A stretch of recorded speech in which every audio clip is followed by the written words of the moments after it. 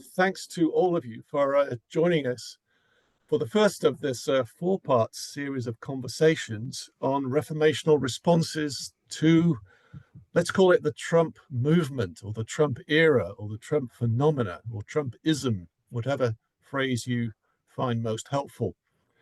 It's great to see lots of old friends here, some new friends, people I haven't seen for decades from North America. So you're particularly welcome from my personal point of view. Looking forward to having conversations with you. Thanks very much to Richard from Thinking Faith Network and his colleague Ben Climo for setting up the logistics for this meeting at record-breaking speed. And also thanks to Richard Betts. I don't know if Richard Betts is with us yet. I think he's hoping to join us. Richard Betts is based in the UK. He's the one who actually set us up for this and proposed the idea. So thanks to him. And if any of you are joining us from unsocial time zones, a special thanks to you for making the effort to do that.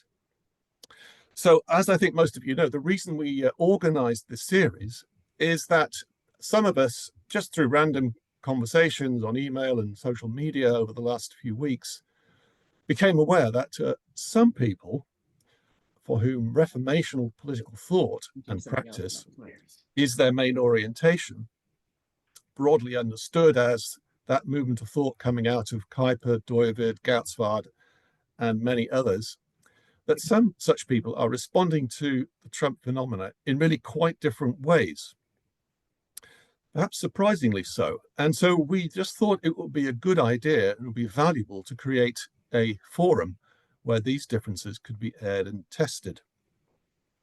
And obviously the goal is not to reach agreement, but rather to hear from a range of voices from this community so that we can reach better understandings of each other, of how we think about our responses to Trump and how we see them as flowing from our own readings of the reformational tradition, however we understand that, and how we can encourage each other to respond faithfully to these very unsettling and unprecedented political times that we find ourselves in at the moment. I think we can count on each other in this community to speak and listen to each other with attentive respect, even though we may deeply disagree on important matters. But I think we'll also find a fairly wide margin of agreement on a number of key questions as well. Some of you will have already received and hopefully read one or more of Jim Skillen's very interesting four-part series of articles on this theme. And if you haven't yet received it, then you will be doing so within a matter of days. And so I would encourage everybody to read that four-part series as a really insightful background to enrich all four of our conversations over the next weeks. Also, a special welcome tonight to Mark van der Venen. Hi, Mark. An old friend of mine from Canada years ago. He's going to be speaking next week, and we're going to be forwarding soon a link to a three-part series that he's just written for a Canadian Christian magazine that will be helpful background for his input next week. And we look forward to hearing from you, Mark, next week as our speaker. And I think, as everybody already knows, if anybody wants to submit a sort of 1 or 2 page brief reflection of your own to throw into the discussion, then please do send them to Richard or to me, and we'll make sure that they get circulated ahead of the next meeting. So feel free to do that. It doesn't have to be tied to any particular week or theme. Just share your own reflections, and that will enrich the resources on which we're drawing for these conversations. Well, it's now a great pleasure to introduce our two speakers for tonight, two esteemed reformational thinkers, known to some of you at least, friends of mine for many years, who are going to lead us off on our conversation tonight. Jim Skillen is arguably the foremost reformational political thinker in the US. He's published numerous books and papers in the area of Christian political thought. He's the founder of the Center for Public Justice, which has been giving excellent leadership in this area for many decades and is still going strong.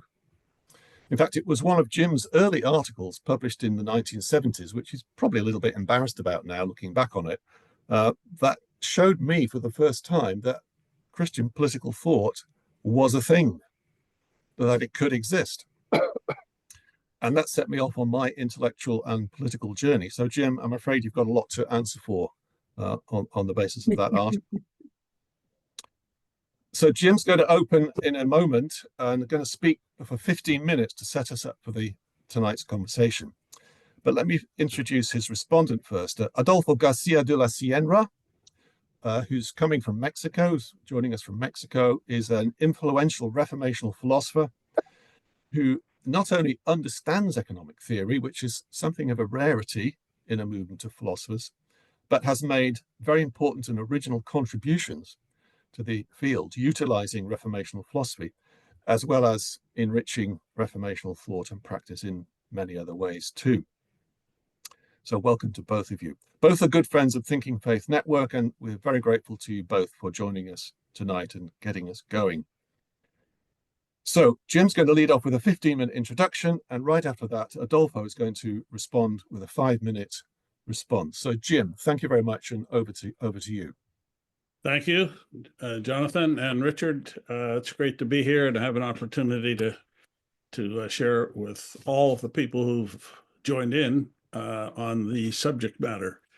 I want to start by simply saying that I'm presuming, and most of you would probably recognize that, I'm presuming as the backdrop for my comments that political life, I call the political community, the commons, the community that's not a family, business enterprise, a church.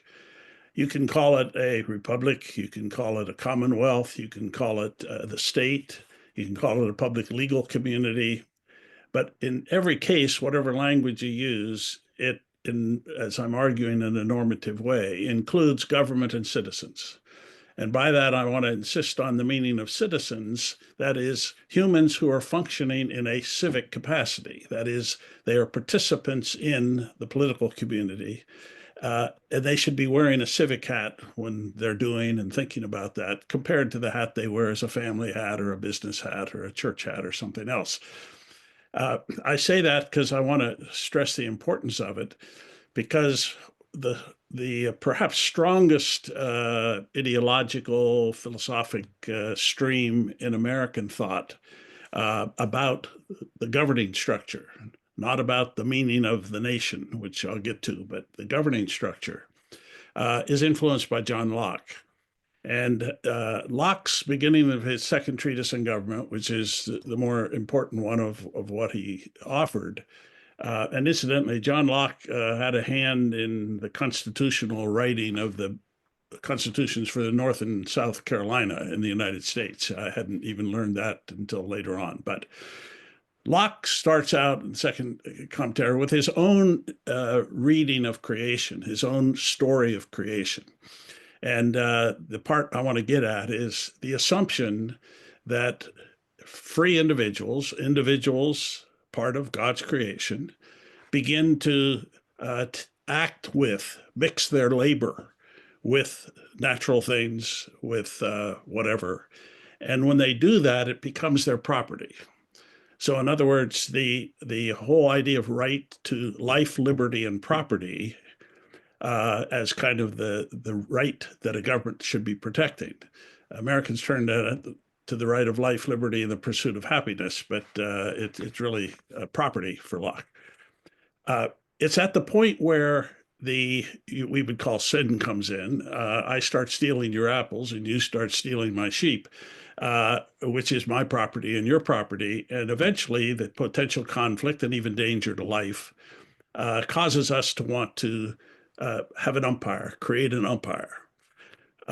So the liberal tradition begins not with there being any political community, not with there being any normative, principled public legal community, but with free individuals who are laboring and therefore doing economic things in that sense.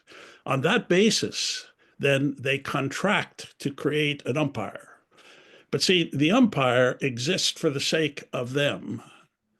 It doesn't exist for the sake of a public order. That Locke creates that using a good bit of what's in the tradition of law and government in England eventually. But what the Americans have made of that is that that's the way we tend to think about our society.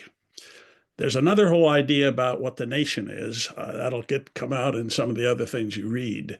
The nation is the ideal of freedom, which we have manufactured into God's gift to Americans. In other words, America is God's chosen people for the world. That's an ideal of the nation. The government structure is there to make it possible for these free individuals who are on the marketplace to contract together on other things and count on the protection of the government of their rights. So it's against that backdrop that I'm trying to show in this column that was ready for you to read today, how that has developed. There's a whole long history that you can follow before, after the Civil War, African Americans as property, et cetera, et cetera. But what it really means by the time you get the federal government more involved in what was otherwise a group of states having their own autonomy, more and more the government got involved, especially in the Great Depression and after World War II, the more federal government creation of things to try to overcome poverty, to alleviate various crises that came because of the war, to try to advance education, transportation, et cetera.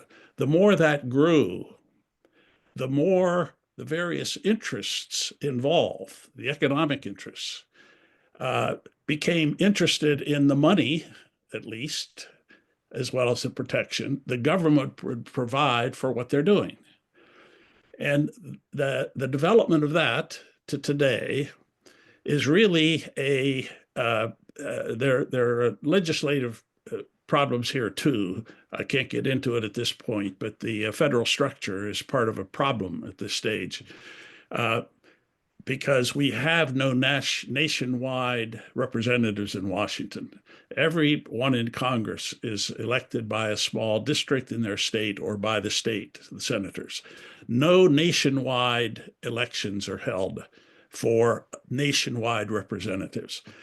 That means that those who have a primary interest, big corporation on this, farmers, medical people, lawyers, all kinds of different ones that have a great interest in what the government is going to be doing or saying about them, they put their hat in the field, they come into the marketplace, into the political arena with their banking caps on, with their agriculture caps on, even with their family caps or education caps. The whole thing is too massive to try to figure it out, and nobody really asks the question, what is the whole public order doing? How are we doing with our commons? How is justice being done? How is what is being spent related to what's being collected in taxes? How are all these things related? Basically, what they come down to is a brokering of interests. And I would say that the clearest and almost total illustration of what all the members of Congress are is interest group brokers. They are trying to broker the various interests. And of course, as in most cases, the squeaky wheel gets the grace, the loudest has the most influence. And that means that with regard to banking laws, for example, the greatest influence on the committee for banking will be the bankers.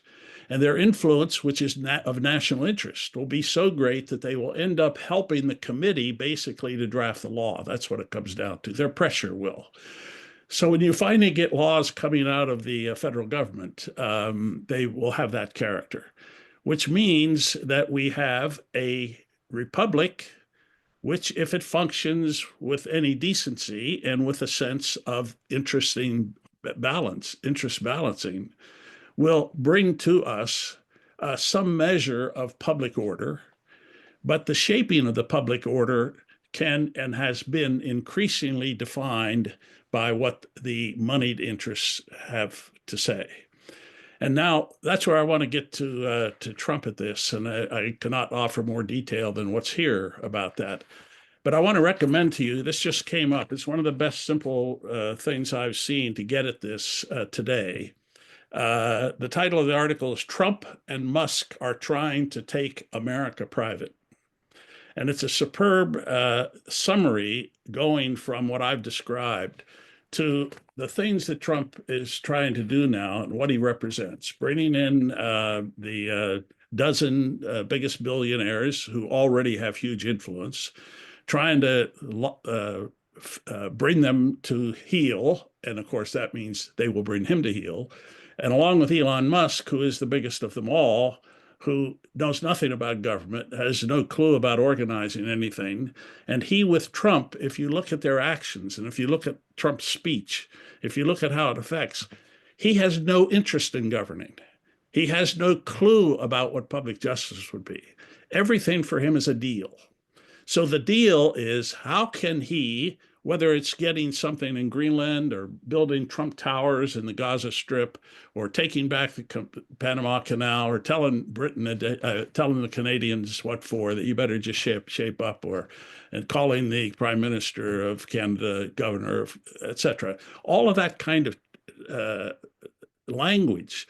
It's not just his playing. It's all designed to try, and even now, to ignore Congress as much as possible and put out these executive orders with Elon Musk, so that the government can be increasingly shaped for the sake of doing business, increasingly shaped for advancing the kind of business interests he has. They're not just narrowly personal interests. He puts it in form of the government, but the various things he wants government to do and obtain will be very much in his interest. Some of you know that for Plato, the idea is that the individual, the political order is the individual writ large, and the other way around. In other words, the rational, passionate, and the driven passions and the physical passions, the three branches of what a human is, are mirrored with the elite, the highest elite, the philosophical leaders of the state. Then under them, the military, and then under them, the servants and others, slaves, workers that do the dirty work. Now, there's a sense in which I would say for Trump, he sees the political order as a magnification of his own self, of his ego. Or to put it another way, for him, his ego embraces the whole world. You'll see this in a commentary that I wrote, one of the four, where Trump is really making messianic claims. And if you follow carefully the language of his inaugural address, I show biblical passages that are echoing, or what he's saying echoes that, with him as the messianic figure. Now, there's much more to say about Trump, but I'm only trying to say it's not a complete unnatural thing for Trump to be trying to turn everything political in the United States into the benefit of the rich, or to turn it into trying to maximize economic profit for America, even if it means not doing justice to medicine or to poor or to academics or to whoever, which he would see potentially as an enemy. So that's kind of the gist. This article, Trump and Musk Trying to Take America Private, this was under the business label in CNN. If you get access to CNN, look to business, click on business. This is probably not the main thing anymore, given what the Fed chairman was saying today and other things that have happened. But if you click on the article in your search thing, and the author is Allison Morrow, Allison, Allison Morrow, Morrow.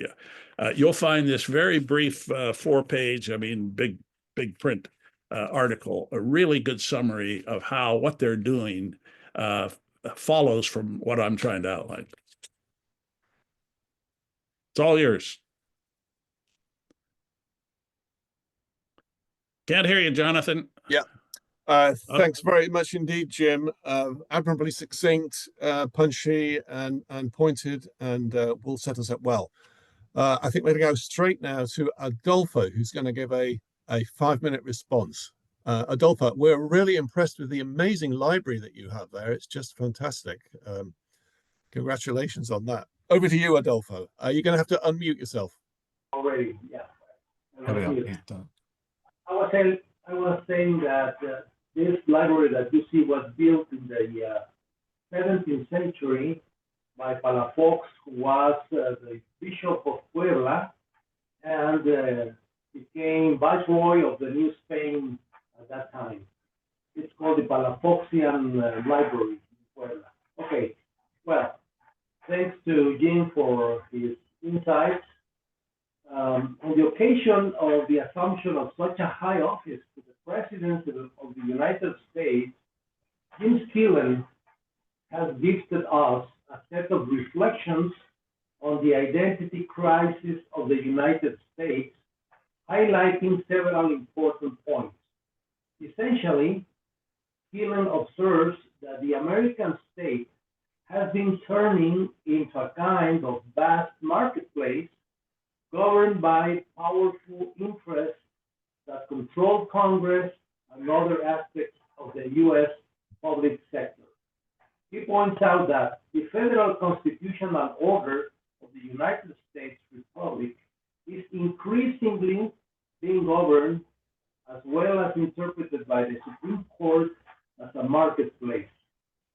He states, given what Donald Trump did and tried to do in his first term as president, directing more government benefits and power to big corporations and the wealthy, suggests that in his upcoming term, I mean, it's not upcoming now, it's here already, he will strengthen, perhaps even solidify, the movement of the United States toward the identity of a marketplace. Or the outcome might look more like a privately owned company whose chief investors and directors constitute a corporate oligarchy under his autocratic authority. In either case, Congress and Supreme Court may find themselves drunken to dollars tagging along for the ride. Well, the rise and popularity of Donald Trump would be the result of this grift of the res publica toward a kind of plutocracy governed by major economic powers. This seems particularly confirmed by the appointment of Elon Musk as the person in charge of supposedly getting rid of the inefficient institutions of the state. Skillen observes a notable trend of the regime acting above or against the law, which goes strongly against the great American tradition of upholding and strengthening the rule of law. Another notable internal trend of the regime is its attempt to solve practically all the world's problems, from the war in Ukraine to dealing with Mexican cartels and the conflict in Gaza.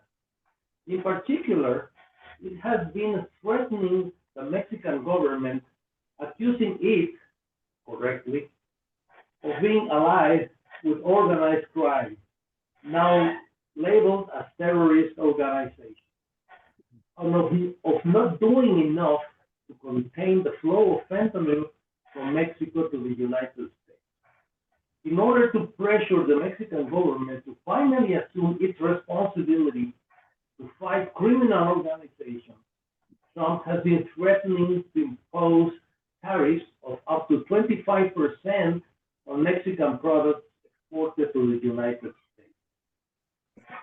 The reality is that the previous regime, led by President Andrés Manuel López Obrador, was extremely negligent in its responsibility to guarantee public security and limit the power of criminal organizations, which has grown enormously and even come to dominate certain regions of Mexico. Another disastrous policy of López Obrador was to open unrestricted migration from Guatemala to Mexico to the northern border with the United States. From the early days of his regime, officials of the same regime encouraged the formation of large caravans from Honduras, indiscriminately opening the door in the south for them to transit toward the northern border. This was stopped by Trump in his first term, but as soon as Trump left the presidency, these caravans resumed, to which around 5.5 million, did you hear well? 5.5 million illegal migrants managed to enter the United States. No one can withhold that. Sorry, but it's really terrible. In addition to this, López Obrador allowed or encouraged the trafficking of fentanyl to that country. It is not surprising, therefore, that President Trump has currently declared Mexican criminal organizations as terrorists and is strongly pressuring the Mexican regime to abandon López Obrador's absurd policy of not touching criminal organizations. In fact, what he demands from President Sheinbaum is a strong partnership between Mexico and the United States to jointly combat criminal organizations with a full force of both countries. Surely, with the President's authorization, American spy planes and drones have been flying over Mexican territory, through which information has been obtained that has allowed the capture of a significant number of drug traffickers and reduced a large peak of fentanyl to the United States by 60 to 80%, more or less. I estimate that he will soon not reduce the pressure on the Mexican regime until it is standing shoulder to shoulder with American forces in the task of rooting out criminal organizations. Skillen notes that the immediate political crisis Americans are experiencing is the attempt by the Trump administration to undermine the U.S. Constitution and multiple institutions of the federal government. As one commentator put it, nothing is being created, much is being destroyed. The same is happening in Mexico. There is a tendency to undermine the Constitution, destroy government institutions, and control and dominate other branches of power by the central executive power with a messianic attitude that effectively seeks to place itself above the law. The conflict of López Obrador with the judiciary, which practically led to its destruction, was because the judiciary restrained his messianic aspirations by forcing him to respect the law. Let us remember López Obrador's infamous statement, "Don't come to me with that, the law is the law stuff." It seems that a similar tone I'm about to finish has been adopted by the new U.S. regime, challenging many laws, so that the judicial rulings are piling up against him, says Skillen. Just like the United States, the current Mexican regime intends to move to a winner-takes-all electoral system, eliminating the proportional representation seat currently in place to completely nullify the opposition. Finally, Mexican primary education up to the 12th grade has been reasonably adequate, as it taught the history of Mexico, albeit not without ideological biases, universal history, universal geography, and promoted a sense of civility. The new curriculum, the new Mexican school, so-called, is a mishmash of Marxist ideology. It exalts regimes like those of Venezuela or Cuba, and is decidedly woke and victimist.